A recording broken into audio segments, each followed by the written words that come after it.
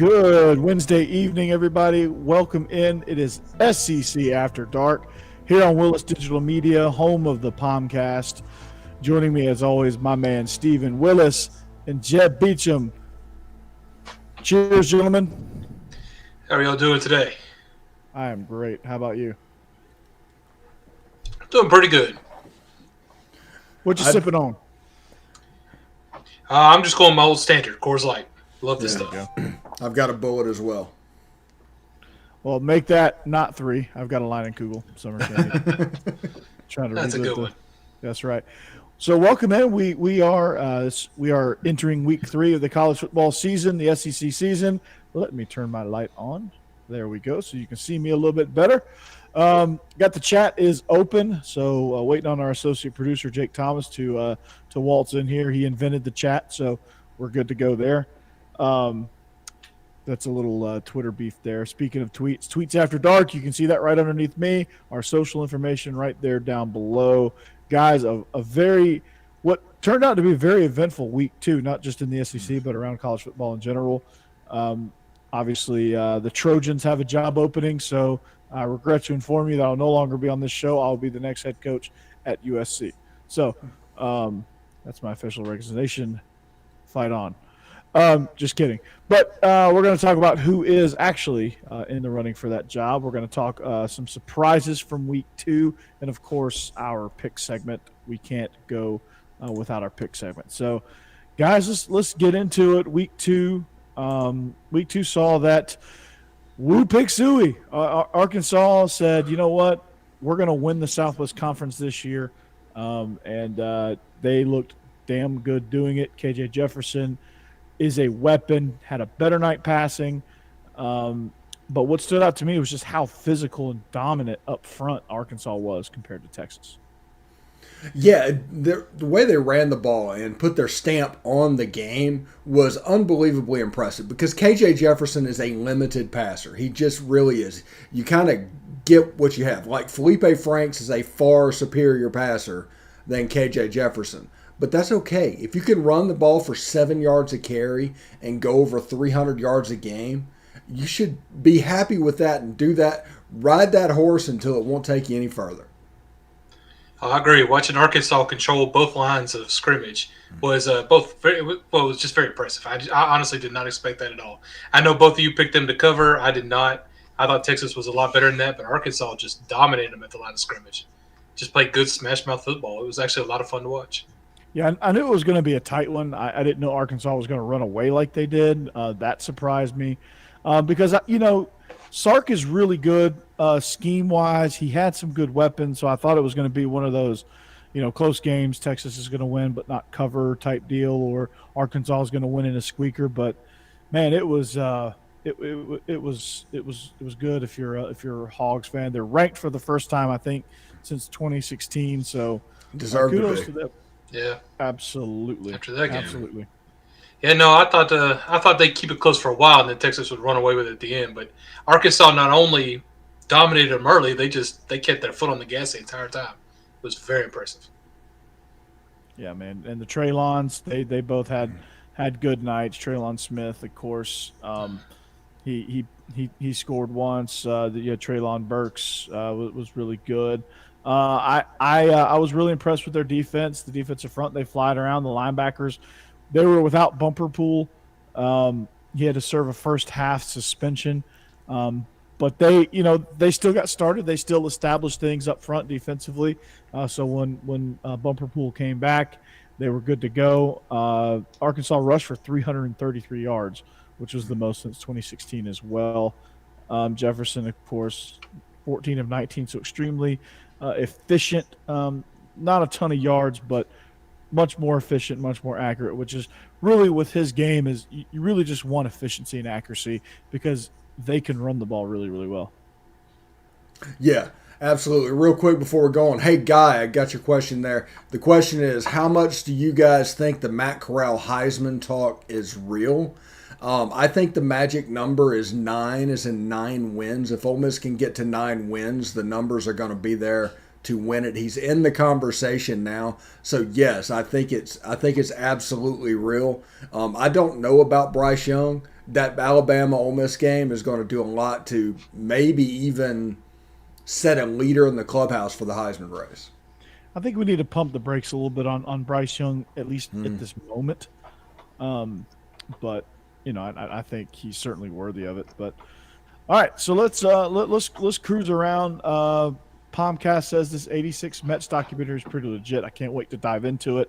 The '86 Mets are considered by some as the best baseball team ever. So that's a debate for MLB After Dark.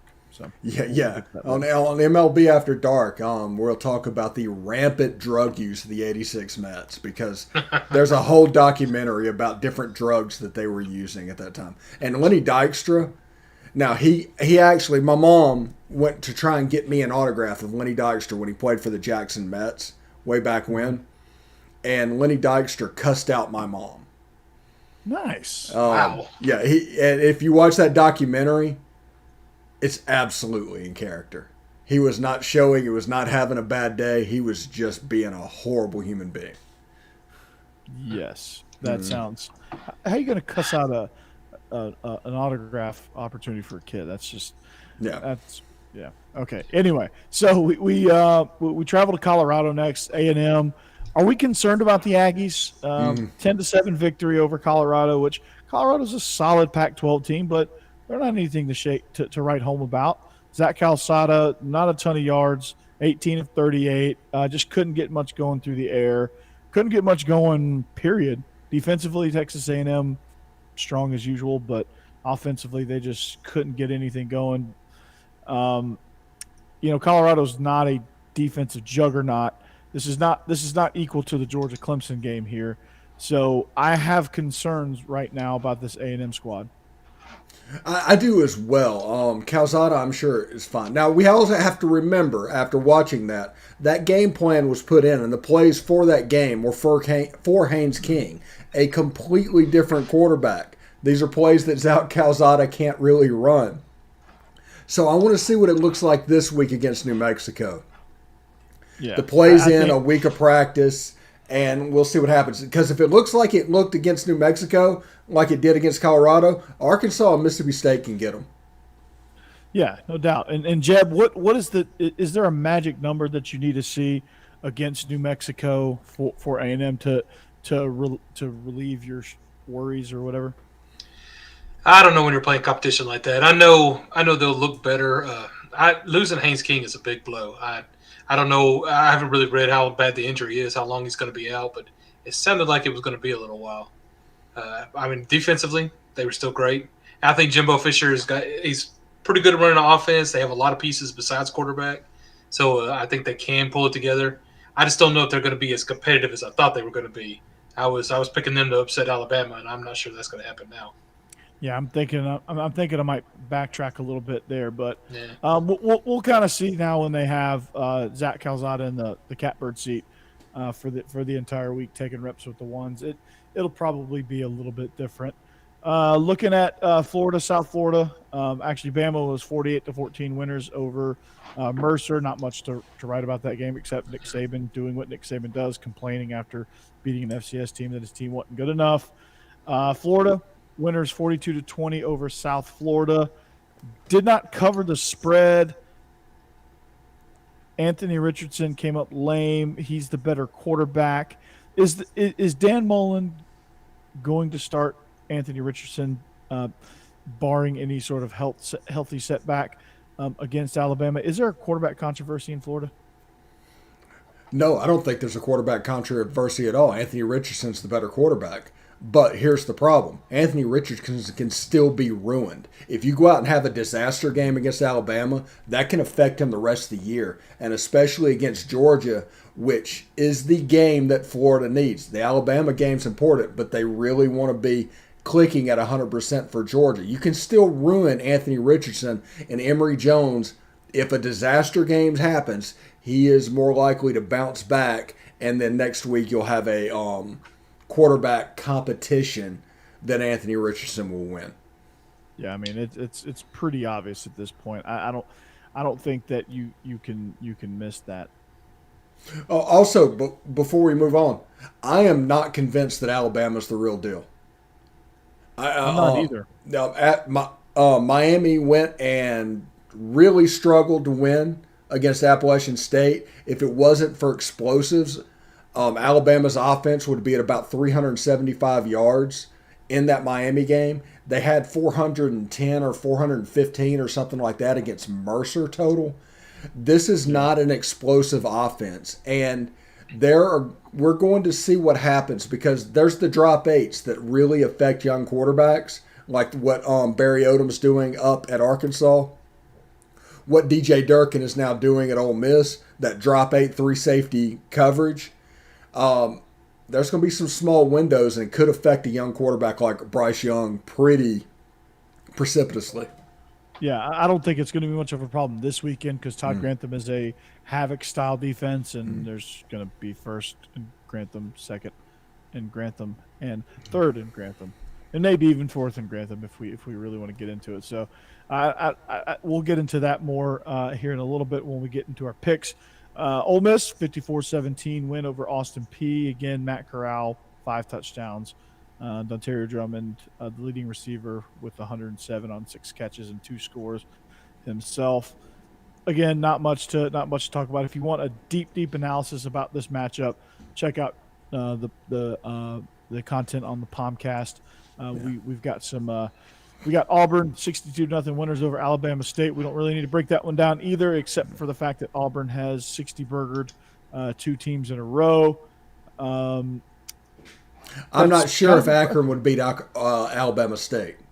I'm not sure either. I'm not sure either. Yeah, it's pretty bad as it gets, but hey, it's about to get real for Auburn, and we'll talk about that in a little bit as well. Oh, absolutely, we will. So, South Carolina, East Carolina, 2017 last-minute field goal to push ahead for the Gamecocks. Overcame some adversity there against East Carolina on the road. Just my quick thoughts on that. Just no talent there in Columbia. It's pretty bare. They play hard. I'll give them that. Yeah, they play really hard.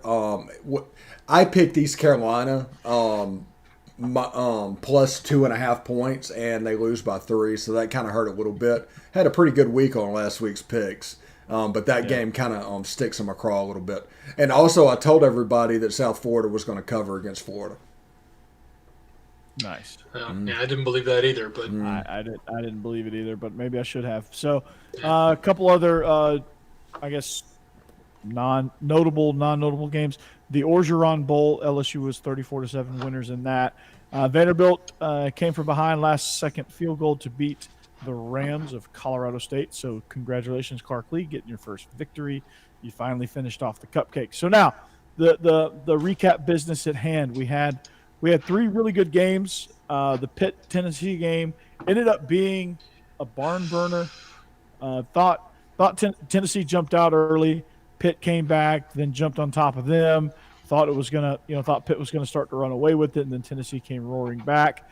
The story of this one for me is that Joe Milton is exactly what I thought he was. A terribly inaccurate quarterback that was, I guess if you're Tennessee fans, fortunate enough to get banged up enough to where Hendon Hooker comes in and Wally pips him.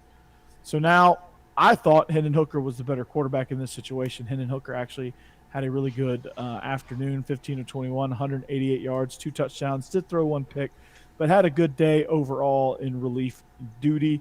Of course, Joe Milton was your leading rusher. Hendon Hooker was right there on his heels. So kind of concerning that your quarterbacks are your leading rushers. But overall, I just think that this was one of those games for Tennessee where if they had just a little bit more depth and a little bit better quarterback play, they probably win this game. Yeah. Go ahead, Jeff. Well, I was going to say, in Tennessee's defense, yes, the injury to the quarterback I think actually helped them a lot. But they went into this game without one of their leading rushers. They lost the other one partway through the game. So injuries were really hitting our running backs hard, too. We were down to our 3rd string there at that point, who I think has a lot of talent, but he's also very young. Might be a true freshman, actually. So they and then turnovers just killing them. I read this somewhere. I can't remember exactly what it was, what the turnover margin is right now for Tennessee, but I'm pretty sure they're basically dead last in college football right now in FCS for turnover margin. It's I know Milton lost a couple, Hooker lost a couple. They both lost fumbles. I know it was rough, but Hooker definitely looked a lot better. I They thought. they were actually actually only lost. They actually only threw one interception last week, so they kind of got the turnover uh, train going back in the right direction. So they were just -1 instead of I think -3 in the first game. So, um, but overall, I That's not mean, bad. I think overall, when you look at this game, I think if you're Tennessee fans, your expectations are a little bit tempered, and I think they played Yeah. admirably. I thought they rallied. Like I thought once Pitt jumped out to about a 3 touchdown lead there for a second in the third quarter that it was going to be time to fold the tent and go, and Tennessee was just going to get blown right on out. That's kind of what I thought. Yeah. But that's not what happened at all. I mean, I think Josh Heupel is going in the right direction, but this is just a case a lot like South Carolina, but they're in a little bit better shape than South Carolina, of just not having enough talent and injuries decimating you in a game that ends up being pretty tight. And I wanted to see Harrison Bailey pretty bad, but I got to tell you, the way the offensive line was playing and Hooker was running for his life, I think it was one of those situations where he was better suited because of his legs to come in, and he did. He made the most of his opportunity. And I was Hooker, happy to Hooker's see a that. little bit more accurate too. I think he's a better passer than Milton. I think he brings more to the table than Milton. Yeah. Milton was just not the right fit for what he does. So No, it, I was- it agree. was kind of an odd start to begin with. So, but let's move on. Unless Steve, you got something you want to add? Yeah. The one thing that I said, I last week I talked about how Pitt was like the UCLA of the East Coast with a bunch of super seniors and seniors on the roster, and they were going to just victimize the Tennessee depth, and they did that, and everything went according to what I thought would happen until Joe Milton got injured and Hendon Hooker came in. And there was some fight back from Tennessee from that point on. And you should take that and be hopeful. You might not be able to go to a bowl game this year, and that may not be an issue that you have to worry about. But there is hope for the future. There is indeed, and another team that has a little bit of hope for the future. They showed me something last weekend. Mississippi State hosted NC State. I thought it was going to be a curb stomping. Honestly, I thought NC State was going to roll in there, maul them to death, and leave with a victory. Not the case whatsoever. If there was ever 24-10 seemed like it might as well have been 54-10 for Mississippi State. I mean, they weren't not in danger. They had total control of that game. I thought Mississippi State played extremely well. Will Rogers, 33 of 49, 294, 2 touchdowns. We had, obviously Mississippi State's rushing stats are never going to be good. But you had a lot of receivers. You had what, one, two, three, four, no, one, two. You had three guys with at least 5 catches, one guy with 4, one guy with 3. So the ball was being spread around the yard. For NC State, they were just woeful. They were pitiful. And they turned the ball over 3 times with 2 picks and a fumble. That doesn't help at all as well. And then, of course, 6 penalties, things like that. Just was awful on third down, 6 of 20. Mississippi State wasn't much better, 3 of 13. So it was an ugly, ugly game. But Mississippi State took care of the ball, and that seemed to be what was the difference. Yeah, there's 2 reactions whenever these non-conference clashes happen. Teams either play an SEC opponent and just runs down their leg after seeing the SEC logo, and the game's over before kickoff, or you're going to get their best punch. There's no middle ground of what's going on. And NC State looked, I'm not going to say were they the didn't former. they just didn't look good because State only scored 17 offensive points. The other one was a kickoff return. So you had a defense that just completely shut that offense down. And NC State, back to the drawing board, have a nice day. And Zach Arnett is not going to be in Starkville next year. That's my hot take right now. He will not be in Starkville next year. Oh, okay. Zach, okay. All right. That He's is- he's going to be in Austin. as of right now, that is a piping hot take. But Yeah. let's see. Let's write that down and let me get my Mead marble notebook and write it down and stick it in my trapper keeper. So, but yeah, I mean, this game, just what stood out to me is just how intimidated NC State was from the jump. The SEC logo, the cowbells, the atmosphere, all that good stuff. Mike Leach standing over there with his index card of his playbook, calling plays. Play card that big. I love it. Yeah. I mean, it's literally like this notebook right here, like, and it's literally probably just jotted down just like that. And if you're wondering, that's Israel and I's picks from our show last night that aired today. But so I think it's it's just one of those deals where NC State, they're going to do well in the ACC because ACC is what it is. But they may even give Clemson some fits, but this past game was not fun for them. So, but State, kudos to you getting your win. Hope maybe that'll build some momentum. The West is going to be really strong, really competitive. So, I look forward to that. Now, Mississippi State to Texas A&M. Whenever that happens in a couple of weeks, that's an upset alert for the Aggies. I mean, yeah, don't sleep on State right now. And on illegal motion, I got laughed out of the building when I said State was going to be better. Yeah, maybe and NC State was their darlings, and I kind of drank the Kool-Aid on that too. But they really kind of drove that train. But let's talk about our first conference matchup. I believe it was the first conference matchup. Yeah, right? You talking about Kentucky, Missouri? Yeah. So impressive nonetheless. Kentucky got out early. Missouri fought back a little bit. I thought this was a pretty evenly matched game. Will Levis not as effective through the air, but Chris Rodriguez 206 yards on the ground, scoring 3 times.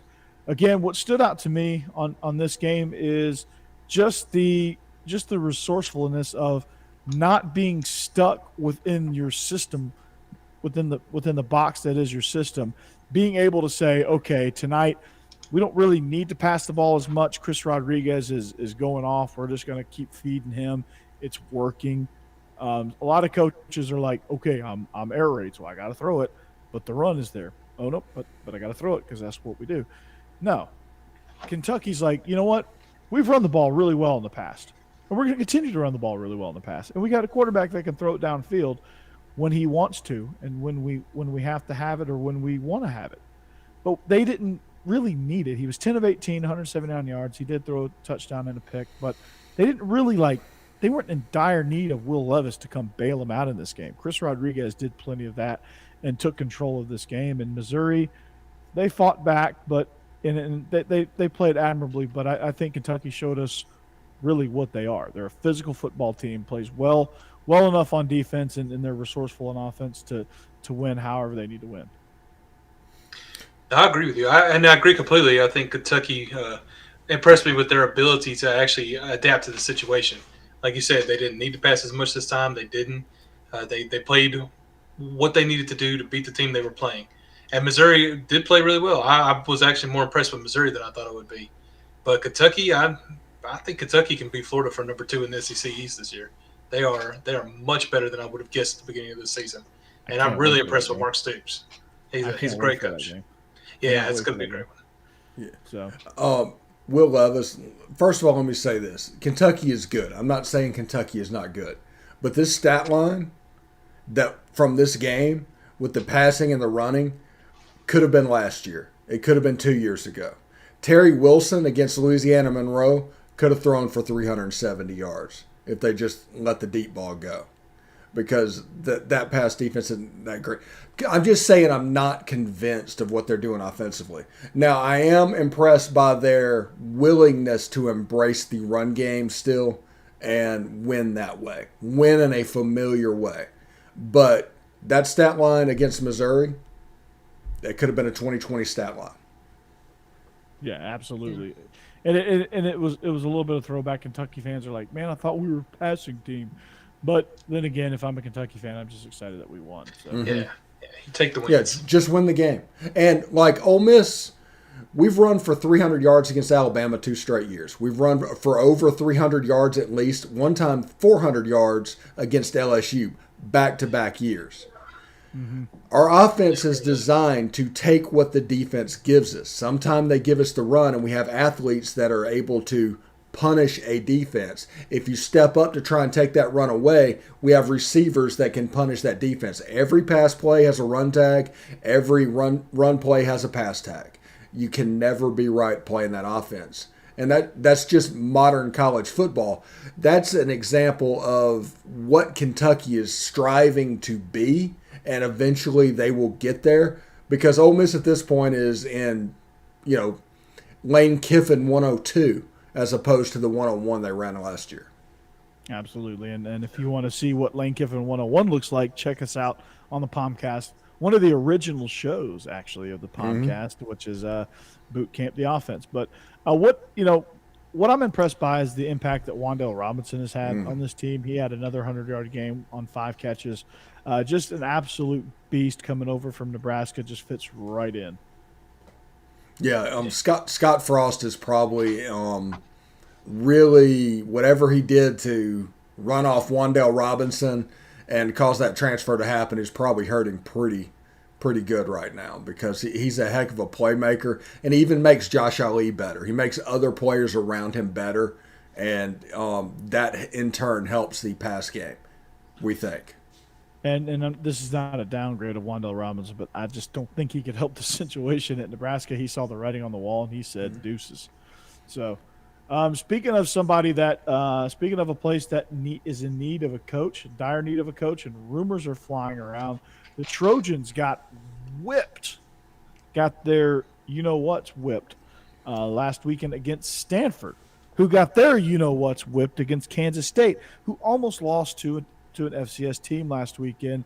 So if we're going to play that game, an FCS team is the FCS team that nearly beat Kansas State is better than USC. So if you want to try to trace that map, feel free. But also from last week, Georgia 56-7 winners over UAB. The Stetson Bennett experience probably going to happen one more week, but we'll get into that here in a little bit. But USC, man, they said goodbye to Clay Helton. To me, was long overdue. And I'm sure if we asked Guy Caldwell in the chat, he would probably say the same thing. So we got to look at, first of all, what went wrong. Second of all, who's going to get that program back in order? At this point, I think you need to tear it completely down. They've been trying to recreate that Pete Carroll magic for 20 years ever since then.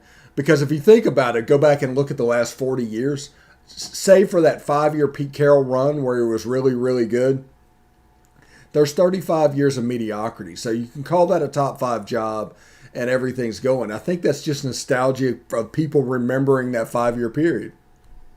Mm-hmm. It's pretty hard to win there. And I think that you need to just tear it down and find out your identity. The place that invented student body right is now running the air raid offensively. I mean, it just find your identity, maximize it. Do you think it hurts them finding another head coach, the fact that they keep leaving coaches just basically on the tarmac in the middle of seasons? Yeah, I think so too. That doesn't help. Yeah. It does not help. Yeah. I mean, I don't think a place like USC is going to have trouble getting a coach, but it may hurt with some of the top-tier talent, the guys you really want. Three straight coaches mid-season fires. Yep, not a good look if you're USC. But have you seen the list that they've put out that they think they're going to like? Do they really think that Matt Campbell, who just turned down $68 million from the Detroit Lions, is going to come to USC? Well, do they think it? Yeah, they absolutely think it. Like, Pete Carroll was their 6th option. That's the one thing we need to remember. They lucked into Pete Carroll. They did not want to hire him. They offered the job to 6 different people. Everybody kept saying no, and they eventually offered Pete Carroll, who had just, I think, got let go from the New England Patriots at that point. And he took it to start coaching, and they hit lightning in the bottle. And Orgeron, through recruiting, was retained over there, and he hired a young up-and-coming couple of offensive coaches known as Steve Sarkisian and Lane Kiffin.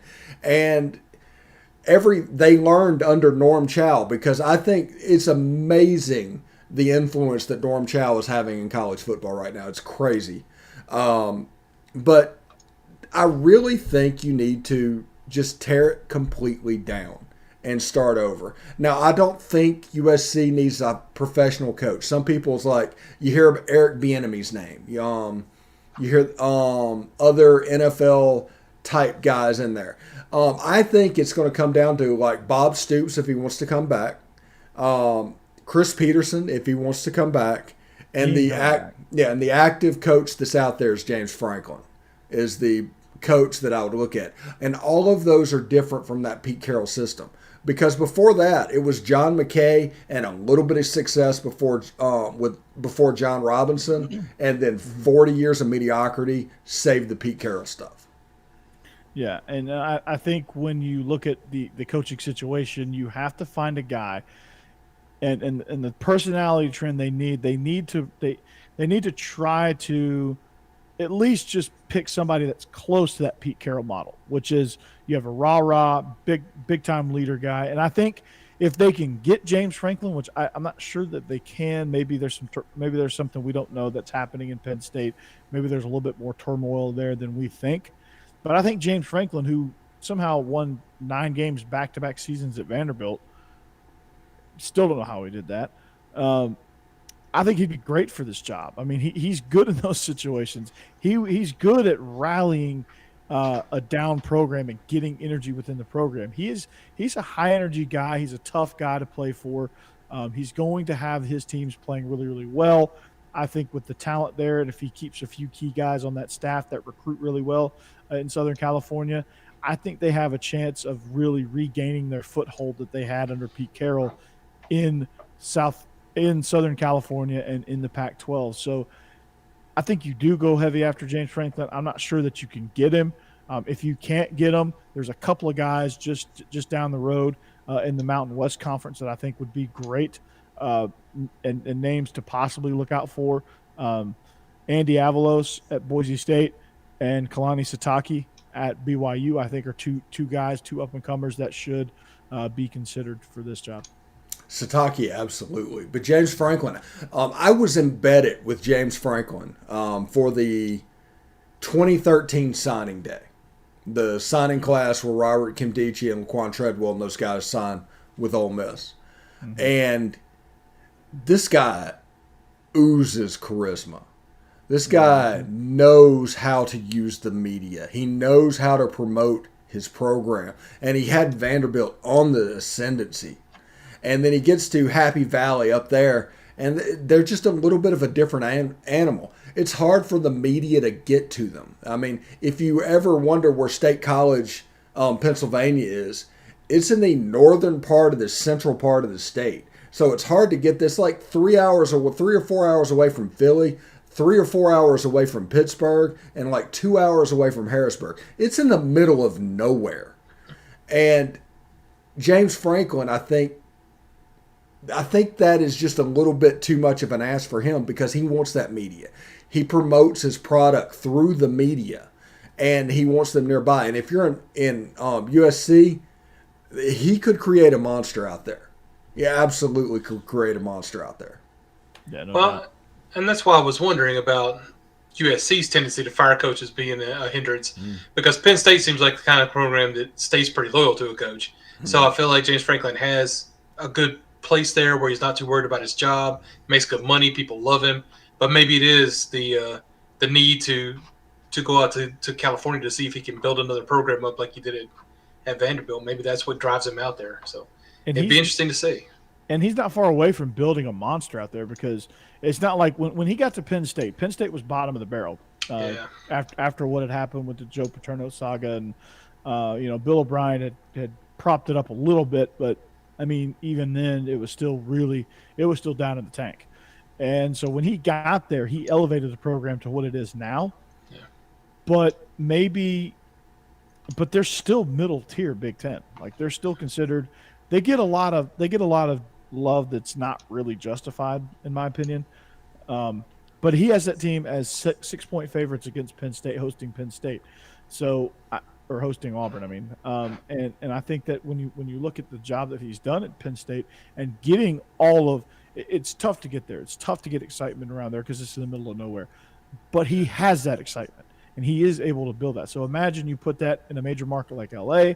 You put the recruiting of Southern, have some of these guys stay in Southern California that have left, like Kayvon Thibodeau, and all these quarterbacks that are sitting in the SEC from Southern California. Imagine if USC gets one of these. Like, imagine if Matt Corral was at USC under James Franklin, and Kayvon Thibodeau was a Trojan because he grew up right down the road from the Coliseum. Can you imagine if that happened? Mm-hmm. So I think he would be great for this job. I just don't think I just think the loyalty that the Penn State administration is showing him, I think that's going to win out in the end. I would be surprised. I wouldn't be surprised if he left, but I also wouldn't be surprised if he stayed either. Yeah, and also don't forget about the name, image, and likeness stuff in Louisiana and Los Angeles in that area with USC. That does make that job a little bit of a monster because there's opportunities for those players. You can get your star quarterback a record deal. You just have to promote your program. So they need somebody that would think to go that route. And that's another guy like James Franklin. Now there's a chance they just go get a football guy. Absolutely. There's nothing wrong with that. They get back to the 8-4, 9-3 ways that's acceptable. They won't be elite. They won't win major competitions, but they're going to be in the Pac-12 race. They're going to play in Pac-12 championship games. But, I mean, I think James Franklin could be that special sauce out there in Los Angeles. You can't say deuces to your coach after week 2 and go and hire somebody that's going to hire a football guy that's going to get you 8-4. You can't do that. Yeah. You want to talk about loss of momentum in your program? You can't do that. Yeah. You have to make a splash here. They should have fired. They should have fired Clay Helton in December. They wanted to fire him. They should have just fired him. They should have. They could have gotten Brian Harsin, possibly. They could have gotten some of these West Coast guys. They could have gotten Sataki. Kyle Whittingham is another name that's being thrown around. I don't think he leaves Utah, but that would be a good hire if they got him. Probably not as much of a good hire, splash hire as James Franklin or somebody like Kalani Sataki, somebody who also promotes his guys, and he's a big energy guy. So, but that's USC. Oh, real quick, the SEC coaches, the Dan Mullen rumors, the Ed Orgeron rumors, the Lane Kiffin rumors that you will hear. USC is not. Please Go hire ahead. Ed Orgeron. Yeah. Please hire. Come on, do it. Yeah, do it. please. Do it.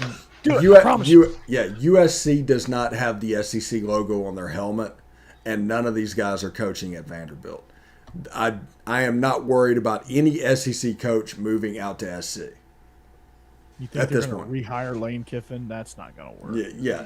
No. You just fired a guy on a tarmac, and they're going to try and make rumors like it's going to happen. They're trying to get clicks. And I hate it when they start playing the telephone game. They're wrong like 80% of the time. It's tiring. It's just absolutely tiring. Yeah. You know who doesn't play telephone? Us. Yes. Us. Not even a little bit. And Jake Thomas. Mm-hmm. He doesn't play it either. Associate producer Jake Thomas. Yeah. So Jake, I got PC-matic and I upgraded to Windows 2000, so I'm good to go. Google Chrome, baby. Google Chrome. Well, at least it's not Windows ME. That's true. Windows ME was so weak. That was the weakest worst one. It was so weak. All right, so let's move on to week 3. We got a really kind of a poo-poo platter of games here, but in the middle of that poo-poo platter, you got a conference matchup between Alabama and Florida. You've also got this intense matchup, Chattanooga versus Kentucky. You got some game happening in Pennsylvania in the middle of nowhere, Penn State hosting Auburn. And, of course, Tulane. I never thought I'd say this, but Tulane, this is an interesting matchup because geography. I think Tulane is geographically with Ole Miss. I think there's a little bit of a somewhat rivalry there where there's some Tulane fans that stick their nose up at Ole Miss. So it's an interesting matchup. I think it's going to be I think Ole Miss is easily going to cover that, but it's an interesting matchup no matter how you slice and dice it. And then the Smart School Bowl, Stanford versus Vandy.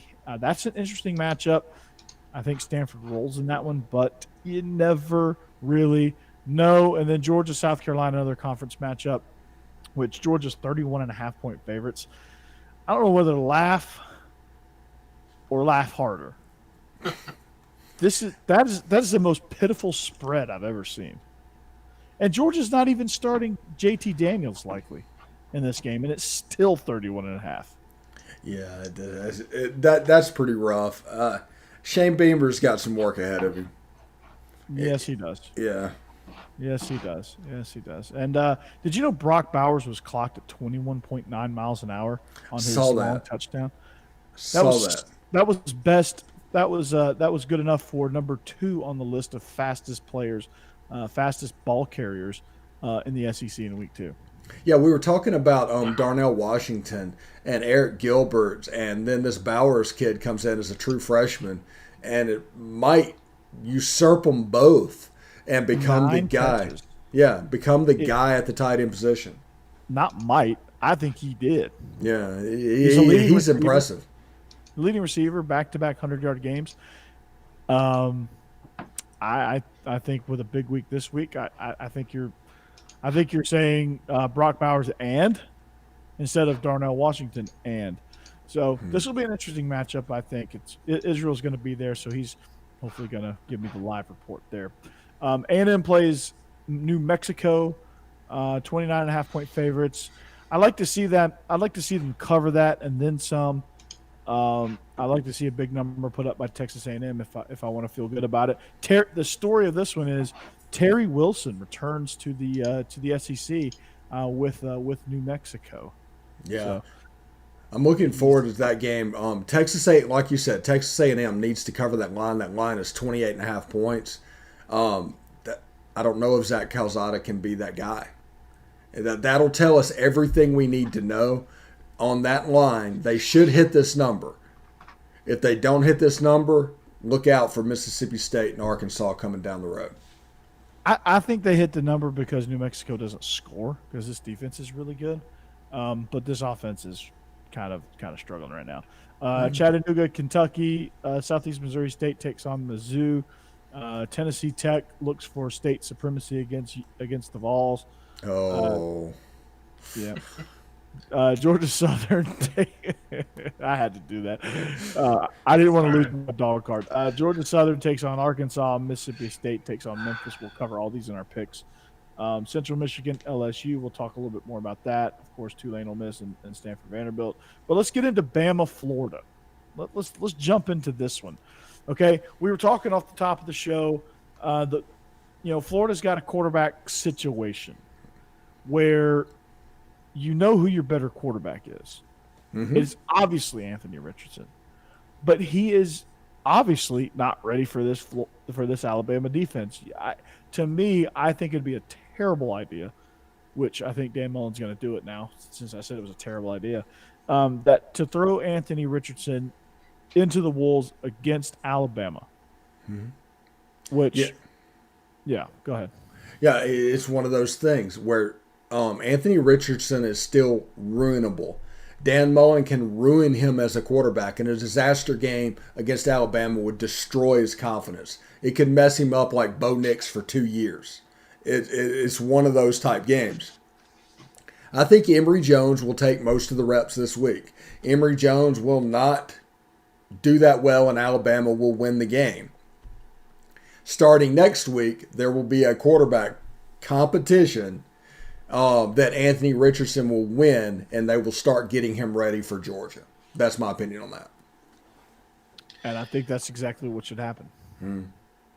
I don't know. It just depends on what type of person Anthony Richardson is. Some people you throw them in under the pressure, and they just sharpen. You never know. This may be a good opportunity for him to come in, even if he's not going to win. He may not play great, but if he can show them what he can do or give them promise for the future, I understand that there's a good chance you could also ruin him. So maybe they just don't want to take the chance, and I don't blame them for that.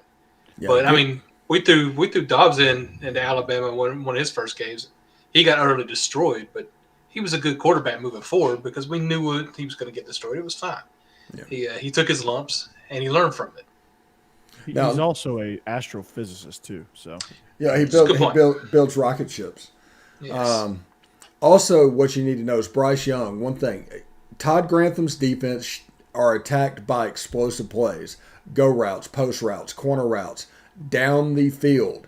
If you allow them to play in the 10-yard box that they want to play in defensively and compress everything, you could be in trouble. So it'll be extremely important for Bryce Young to make them pay over the top one, if not two times over the course of this game. Yeah, I mean that's the game plan. I mean that's the game plan that beats them. Every year that Georgia has beat Florida, and this is that's usually the most intensely that I watch the Florida teams, and these Todd Grantham defenses and seeing it on our end as well, and teams beating us this way. I think when you can push the ball down the field, if you can pick up the blitz long enough for him to get the ball out, and they get chunk plays, this is going to be a rout. Okay, because Florida's going to be out of position more times than not because they're going to be looking over the sideline. They're not going to be able to get lined up. I think shifts, motions, things that changes the strength of the formation also gets them in trouble because it just doesn't seem like when you watch this team play, they're really concerned about all that stuff. They're just concerned about getting hits on the quarterback and getting the ball loose and all that good stuff. So I think when you look at all this, you have to understand what his defense does. And as a game planner, which Bill O'Brien has not seen a Todd Grantham defense yet, so he doesn't fully understand what it takes to beat this defense. So I kind of worry about that a little bit. But then again, I'm like, well, Bama has talent. You know, it's just next man. They just reload and they come at you, and that's what'll happen. They'll reload. They'll come in Florida. This will be a big number. Like Bama's just going to do what Bama does, and they're just going to stomp Florida. You're going to hear all this talk about Mullen. Mullen's going to lose his mind on the sideline. So if I'm a Bama fan, which I am this weekend, sorry Florida, it just is what it is. But I think it's going to happen. I think Bama's going to roll here. I agree with you. Also, remember that Florida's offense, this isn't Kyle Trask they're running out. They're not built to come back. If Alabama's up, Florida's in trouble. The only chance Florida has is front running. They need a special teams touchdown. They need to be ahead at halftime. Allow the swamp to get into the game. And then let the young quarterback in his first actions struggle. That's the only pathway that Florida has to win this game. Because if Alabama goes up 14-0 in the first, this game's over. Yeah, there's no way. And Bama can score quick. They've shown that against Miami. You get a defense on its heels, they're going to make you pay. So I'm excited for it. I'm looking forward to this game. It's a 2:30 kick on CBS. I think this is the last year CBS has the SEC. So. Well, it could be all the way up until 24, I think, but they think ESPN is going to buy out CBS. It's all going to the Longhorn Network next year. So, hey, I still think the Longhorn Network needs to become the SEC West channel, and then just brand what they have in Charlotte as the SEC East channel. Put them both on there and do that. Let's make all the money. I like that. And then hire us, right? There you go. All right, so Jake. You can click away now. We're going to talk about Auburn for a minute and what their chances are. They come in as 6.5. Well, actually, it's dropped down to 5 now, I think. But I think when you look at this game, it's a very interesting matchup. When you look at this, they come in as 5-point underdogs now. This Auburn team, it's very strange. Like they have played two teams that have been so far mismatched that we really actually still do not know what Auburn has. We do not know. Obviously, Bo is going to look good against Akron. I would probably look good against Akron and Alabama State. So we really don't know what they have. We know what they have in Tank Bigsby. Jarquez Hunter's a good back. We know that. And so we know they have a good two-headed monster. We know now they use the tight end. So we know this much. Tight end is going to be involved in the offense now. Okay. But who are we really throwing to? Who is the guy that when it counts, when it's the crowd, the 107,000 in Happy Valley are in a frenzy, white out, towels waving. You can't even hear yourself blink. What are you going to do? Because you can't just turn around and give it to Jarquez Hunter and Tank Bigsby. You've got to have something more than that. What do they do? What is their identity? What are we looking at when we look at Auburn? Well, the one thing that you need to know is what Mike Bobo wants to do offensively at Auburn and what Auburn is doing quite well. You're playing exactly the wrong team and from exactly the wrong conference to try and get up and run that, because they beat Wisconsin. They went to Wisconsin and beat those guys. They can handle this physical old man style football. So Auburn's going to have to come out of their shell. I think Brian Harson's going to try to do it. I don't know names on the outside for Auburn. That's probably bad after 2 weeks and 260 burgers put up. I don't know if I believe in what they're doing, and I need, if this is a game that Penn State wins by 2 touchdowns, Auburn's like a 5th or 6th best team in the West. Yeah, I think this has all those possibilities, right, Jim? Mm-hmm. Yeah, no, I agree with you. After 2 games, the best I can say about Auburn is they've done what they needed to do. They came out, they played teams that were far below them, they blew them out, which is exactly what you'd expect. Unfortunately, it doesn't give us many answers as to what they actually are as a team. So we'll see. I don't know. We've talked a lot about James Franklin, so we know where Penn State is.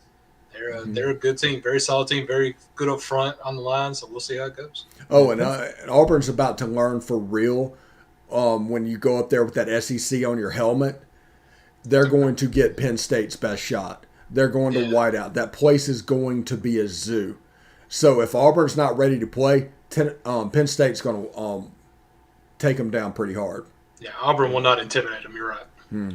No, they have taken down Ohio State plenty of times in Ohio State's best years under Urban Meyer and Happy Valley. So atmosphere is not an issue there. And yes, Penn State will be lit with a capital lit. But when you look at this matchup, when you look at what Penn State does bring to the table, we know, both teams have great running games. Noah Cain, Tank Bigsby, Jarquez Hunter. We know what we got there. We know Sean Clifford is a quarterback that can distribute the ball. He's not going to be overwhelmingly great, but he's not going to get you in bad situations either. Week 1, they went up against a really well-coached, not as talented, but they kind of play over their heads defense in Wisconsin, big and physical. Jack Sanborn might be one of the best linebackers in the country, by the way.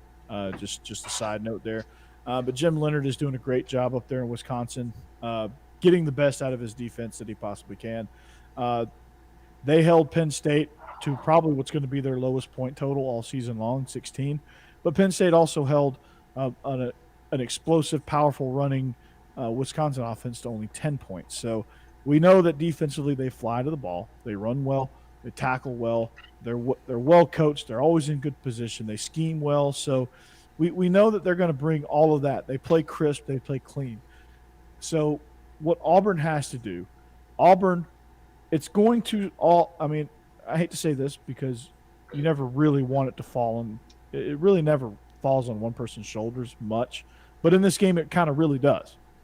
It's going to fall on Bo Nix. Mm-hmm. Let's just call it what it is. It's going to fall on Bo Nix. And he's got to be the one that's got to get them out of these situations. He's got to be the one that makes the play, that takes the crowd out of the game. If you take that crowd out of the game, you want to see a team deflate fast. Penn State feeds off the energy, but then they also shrivel when there's no energy in the stadium too. They have that. They have that possibility. So you take the crowd out early, you get on top of them early, and you do not let them off the mat. And Bo Nix has got to be that guy. So he's average on the road. He's going to have to figure out a way to change that. Mike Bobo and Brian Harsin are going to have to figure out ways to do that and to get him out of that tendency. Maybe a different scheme does that to him. We don't know because we haven't seen him on the road with this new regime. So is that still true? We will find out soon enough, Jake. Yeah, and also Auburn's offense, what Mike Bobo is running at Auburn, is basically the same stuff they were running in 2004 when Jason Campbell and Cadillac and Ronnie Brown was around there. So it's not going to be the most advanced things out there. It's going to be about executing. It's going to be about physicality. It's going to be a smash mouth football game. If you like those old school football games, this will be exactly what you want to watch. Now, the flip side of that is Derek Mason does really well on defense. I'm excited to see him match up against the Penn State offense. They've given up very few points early and very few yards. I'm looking forward to see what they can do in Happy Valley, because this thing can go anywhere from a Penn State 2-touchdown win to an Auburn field goal win. I mean, and anywhere in between. And I mean, you never know. Auburn might roll. There's that chance. We don't know. We have no idea. Yeah. And we, this will be Penn State's second big game, so we kind of know what they're like in big spots. So, again, I'm excited to kind of see what they have. I'm kind of excited to see what we got going on. So, as we put a bow on this preview here, is that blasphemy, Jake? I just said it might happen. I don't think it will happen. See, Jake, here's the thing, Jake. I don't know if you hate Auburn worse than I hate Florida. This is all the rules is trees. This will be a fun competition with us.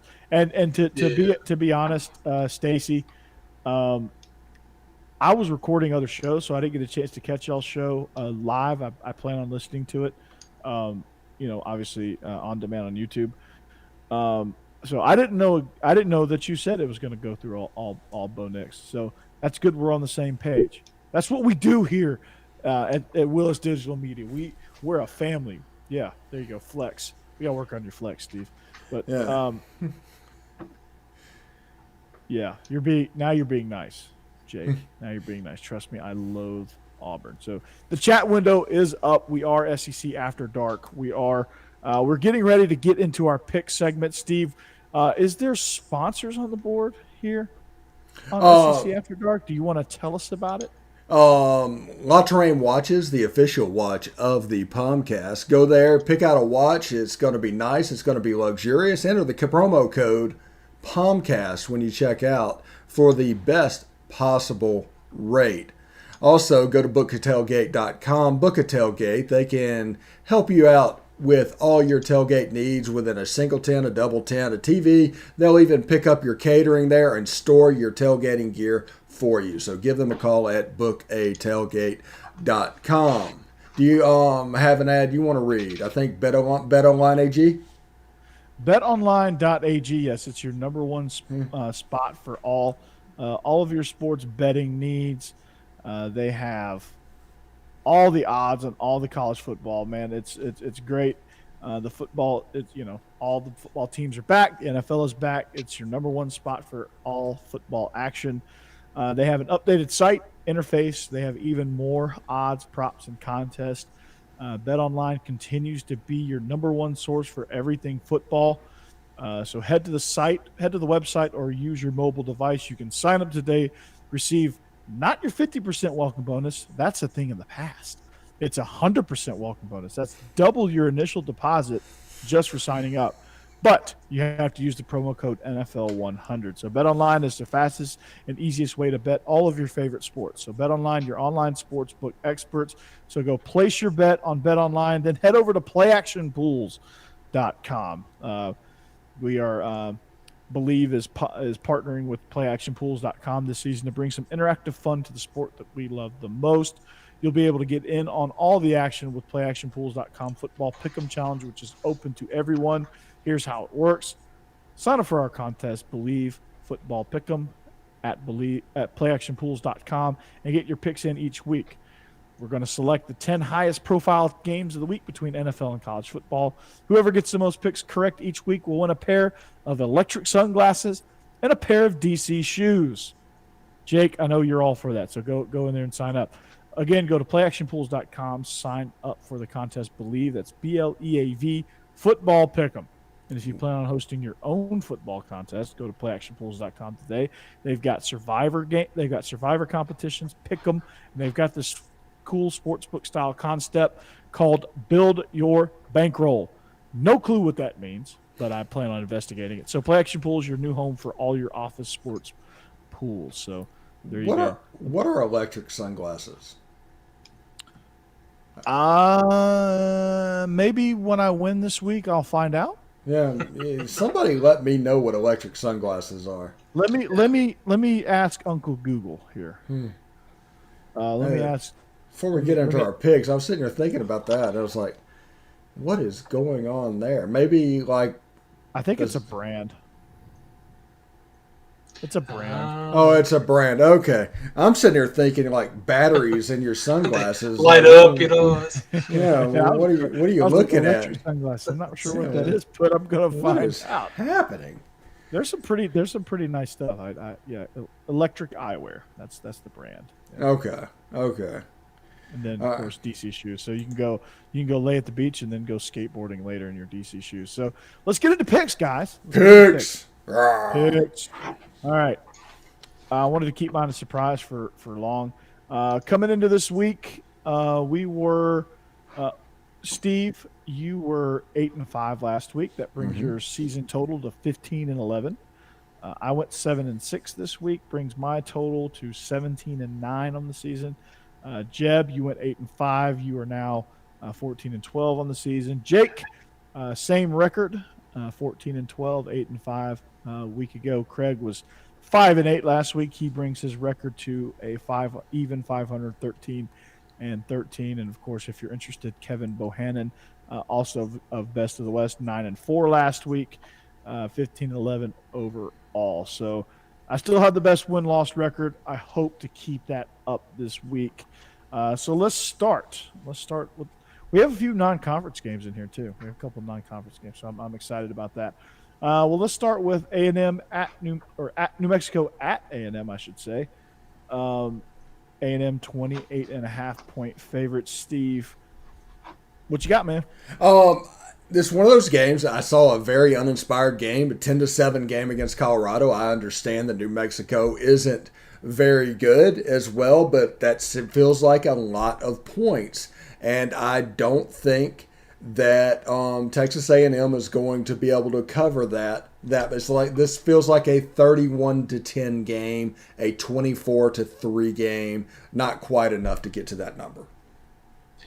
Yeah, I agree. I think A&M looked kind of confused and lost when they lost their quarterback, and they'll get it together. They'll play a lot better this week, but I don't think they're going to destroy New Mexico like the experts seem to think. So I'm going with not covering that spread.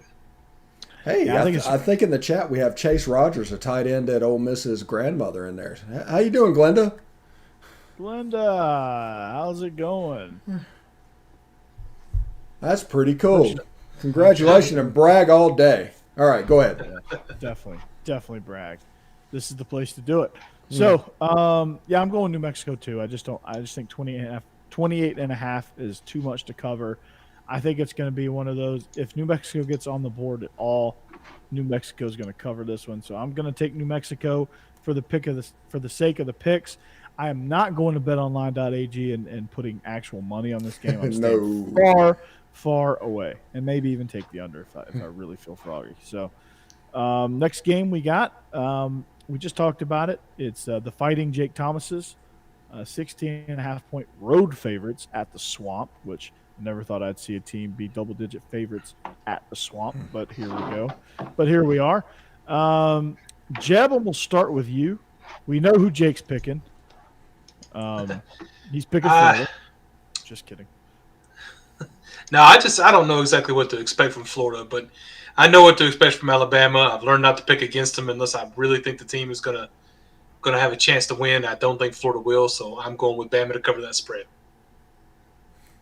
Yeah, now I look at it. It's going to be a game where Bama hits a couple of explosives early, gets a 14-point lead, and then over the course of the game just expands it. I think Bama wins this game by 28 points. Yeah, I'm with you. I think they get there a little quicker though, Steve. That's where I disagree with you. I'm not picking Florida in this one. I'm not even touching that. Even though I hate Florida and sometimes I do pick Florida, with my brain. They're just not going to do it. They're just not going to win. They're not going to cover. They're not going to do anything. You're going to see Dan Mullen lose his mind on the sideline. That's where I stand on this one. And, of course, obviously Jake picks Bama, and Jake picked New Mexico as well. So next game, Arkansas at home, 23.5-point favorites as they host the Georgia Southern Eagles. Steve, I'm going to start with you here. How do you see this one shaking out? I am going to take Georgia Southern in this game. I think after an emotional win last week, that is too many points for Arkansas to cover. They're not an explosive team to begin with. I think Georgia Southern comes up and they end up losing a 14-point game. So Arkansas by 14-ish will be the final score of that game. Getting ready for A&M next week. Jeb? Yeah, this one was a tough one for me because I do think that Arkansas is good enough to beat them by 24 points. I also think it's probably the way it's going to end up playing out is that Arkansas will run the ball a lot, kind of control the clock, and end up not really covering that spread. But because I know they're good enough to do it, I'm going to go ahead and pick them to actually follow through, get it done this time. It's a great pick, Jeb. I think Arkansas has got a lot of momentum right now. I think Georgia Southern is going to come in. They're going to get out physical. I don't think Georgia Southern is going to score a whole lot of points. And I think Arkansas is going to score in the 40s, and I think that's going to be enough to cover this 23.5-point spread. So give me the Razorbacks, pick Suey. Jake's going with Georgia Southern, I guess because he feels like Arkansas can't do it 2 weeks in a row. I don't know. But I'm going Woo Pig Suey. Our next game, Mississippi State -3 on the road at Memphis. I'm taking Mississippi State. I think they've got a lot of momentum here. I think they're overwhelming enough to be able to win this game. It's a low spread, and anytime you get a low spread with two fairly even teams, which Memphis is a little bit down than what they have been, I'm going to take Mississippi State. They showed me something. They showed me a little bit of physicality. They showed me a little bit of explosiveness. They can win and they can score in special teams, and they make it difficult to run on. So give me the Bulldogs. Jeb, what do you think? Yeah, actually, I agree. I think the thing that impressed me with Mississippi State this week was their defense and their special teams actually stepping up. I don't know that much about Memphis this year, but it's just pretty much just who you think is going to win the game, and I think State will end up winning this one. Probably not by a lot, but that's okay. Yeah, and the games like this with the low spread, you're basically picking an outright winner, and who do you think is going to win the game? I think Mississippi State has a little bit better players. Memphis is good offensively. They struggled defensively. This could be a game where the Mississippi State offense breaks out and scores 31 points-ish.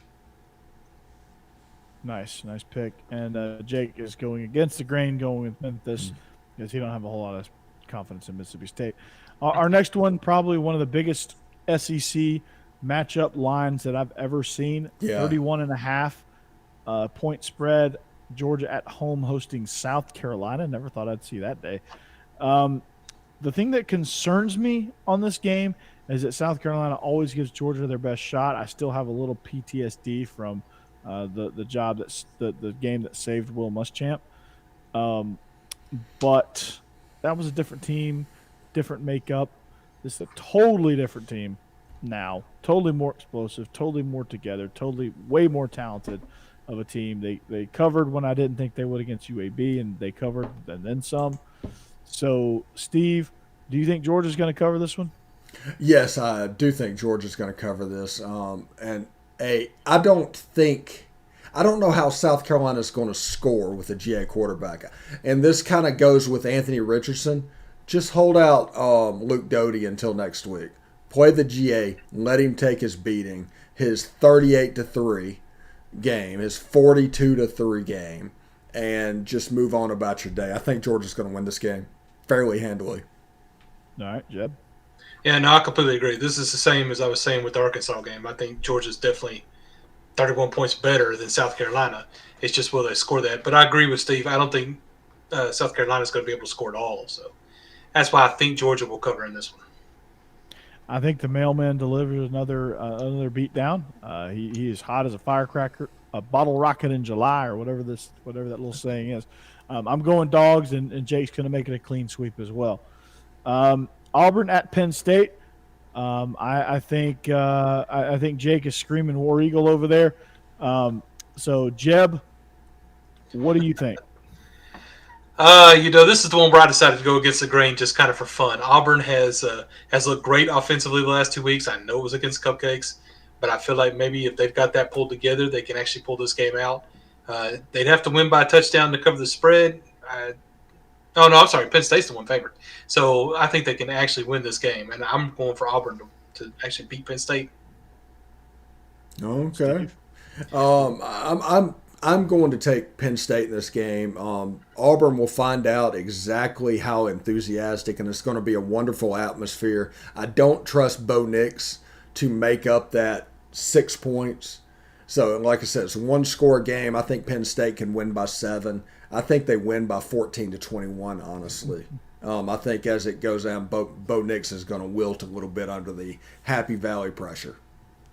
Yeah, I think it's going to be one of those where Penn State jumps out early, and Auburn has a hard time recovering, and Penn State does still win. I think Penn State's gonna get one of those 10-point games where they jump out early, Auburn comes back a little bit, and then they jump back out again. It's just going to be kind of one of those you just push the lead on down the road and to a point where Auburn can't catch up. But it's going to be a close, good, competitive game. I just think it's going to be just out of Auburn's reach in this one, so I'm going to take the Nittany Lions here. Yep, absolutely. I think Jake picked the Nittany Lions as well. Believe so. Yeah. I think he's buying stock in Happy Valley right now. So Next up, the Shark Humper. The Shark Humper. the Shark Humper is next. He's traveling to LSU. I bet LSU wears purple this week. They are 19.5-point favorites. As bad as they've looked, that's I don't know about that. Too many points. Way too many points for this one. I think we can. I think it's fair to say that we're going to clean sweep this one. Mm-hmm. Yeah, I think so. And we're not saying Central Michigan's going to win. We're just saying that LSU's not going to win by 20. Yeah, it could be a 30. It could be a 31-14 game, and LSU won't cover. Exactly. Yeah. It's this one's going to play out a lot like what the South Florida game played out like last week, where they should cover this and then another cover on top of that, right? They should double this spread. But they won't. Because they have a lot of problems. Yes. So they have a lot of problems. And it's not really at the quarterback position. It's weird that they're set at quarterback and yet the team has problems. It's so bizarre. They're set at quarterback. They have a great receiver in Keyshawn Boutte. Keyshawn Boutte. Yeah. But they have no running backs. They're terrible. I took the wrong classes. Yeah. I'm sure that they hire it's the biggest load of crap, or they have the worst academic staff that I've ever seen in my entire life. Just so you know, Ed Orgeron as a head coach, I have seen this movie. I know what's going on down there. I know how he's going to react to this, and I know how miserable that is everybody that is working for that club is right now, because he so desperately wants to be successful, but he has no idea how to get there. Exactly. Whenever he was at Ole Miss and we'd go through this situation, all of a sudden you'd hear him across the hall talking to Pete Carroll. It's like, they're doing this, this, and this. What do I need to do then? And it was so sad. It's like, there's no way this is going to work. Hey, Pete. I'm gonna do this. Yeah. We used to call Pete Carroll the Commodore, as in the captain of 2 ships. Very fitting. Speaking of Commodores, Steve, that was the greatest unintentional segue I've ever seen. Perfect. Perfect segue. Vandy hosting Stanford. Stanford 11-point favorites on the road in Nashville. Steve, I'm going to start with you. Can Vanderbilt get their second win on the season, or at least cover? Yes. I'm the president of the Kansas Seals fan club. He led them to a victory at Colorado State. Let's not forget that Stanford was an 18-point dog to USC. Let's just discount the fact that USC kind of shit the bed a little bit and went off and did their things, and Stanford blew them out. But they were an 18-point dog going into that game for a reason. They play that old style football. It'll be interesting with Clark Lee as a defensive coordinator. How, now that the book is out a little bit on them, how is he going to defend them? I'm looking forward to that. 11 points is too many. I think Stanford probably wins by a touchdown, but I don't think they're going to beat them by 2. Jeb? Yeah, I agree. After last week, I would have said Vanderbilt was in a lot of trouble, but they showed us this week they do still remember how to play football. They can still actually get after it, run a bit, and I agree. I like Kenny Stills a lot, even if he does occasionally just throw the ball the wrong way. But no, I think Vanderbilt will cover in this game, maybe even have a chance to win it. Listen, I'll take the L to see this happen. I would love to see Vanderbilt win this game. I'm rooting for that. I think they certainly have the capability to. But what really concerns me is the physicality that Stanford still has, even with this old man football. I think this is a Jimmy's and Joe's game, and I think Stanford has better people overall than Vanderbilt. Now, obviously, Vanderbilt's got them whipped in the quarterback position, but I think Stanford's got them whipped in a lot of the power positions like offensive and defensive lines, linebackers, stuff like that. So I think Stanford's going to end up winning this by a couple of scores. I think it's going to be tight for a little while. Then Stanford's going to score that insurance touchdown at the end to ensure the cover. So I'm going to take the Cardinal in this one. I'm rooting against it, but conventional wisdom tells me that their Jimmys and Joes right now at this moment are better than Vanderbilt's. But Vanderbilt showed me some resolve. They're getting in the right direction. They're starting to play hard now. They're starting to figure this thing out. It's just not going to happen this week. This could be a year one defining win if Vanderbilt can somehow do that. Vanderbilt should be leading the smart schools. And also the Duke Northwestern game is this weekend. It's like smart school playing smart school in both locations. It's kind of funny. It's like quiz bowl broke out into a football game. Yeah. The only places where you might get 70,000 for a chemistry experiment. Exactly. Speaking of chemistry experiments, Ole Miss hosting Tulane, 14-point favorites. I don't know how the chemistry experiment tied into that. I just felt like it should. I think the Ole Miss offense is going to be able to score. Ole Miss has better players than Tulane. I think Ole Miss is going to be able to score. The defense is going to bend but don't break. They're going to play that 3-2-6 defense that's so hard and is befuddling young quarterbacks out there. Michael Pratt is the quarterback from Tulane. He's just a sophomore. He probably hasn't seen something at this level, and definitely not something at this level at this speed. Oklahoma tried to play real defense. Tulane kind of carved them up. Their offensive coordinator is Chip Long, who used to be at Notre Dame way back when. He kind of was with Mike Norvell at the beginning when he was at Memphis. So they're a good team. If Ole Miss does not show up efficiently and has penalties and turnovers, Tulane is good enough to beat them. But I just think there's just too many horses up in Oxford. I tend to agree with you. In the very back of my mind, that Oklahoma-Tulane Week 1 matchup, it just keeps playing over and over again. When I made the pick, I started typing out. I was like, wait a minute. What if Tulane does that again? That game was like 37-14 at halftime. And Oklahoma just let them back in. It's one of those things that just got on hand. But it wasn't. They were blowing them out at halftime, and just the second half kind of went off the rails. And I see on our pick sheet now we're welcoming Oklahoma and Texas in the conference now. SEC. Oklahoma hosting Nebraska, old Big 12 rivalry there. Oklahoma 22-point favorites, which if you looked at this game in 1982, that number would have probably been 2 points. Mm-hmm. But now it is 22 in favor of Oklahoma. Nebraska, for lack of better terms, is just pitiful. So I'm taking the Sooners. Probably not going to lay a cent on this game. But for the sake of these picks, I'm picking the Sooners here. I think they're going to blow them out. Nebraska, they're going to get blown out. They're going to fire Scott Frost finally. And here we go. Yeah, in 1997 or 1998, Nebraska and Oklahoma played in Norman, and Nebraska won the game 69-7. This might be the reverse of that, to where they settle some old scores. That would be Oklahoma. That would be fun. If I'm Oklahoma, that would be fun. That's what I would try to do.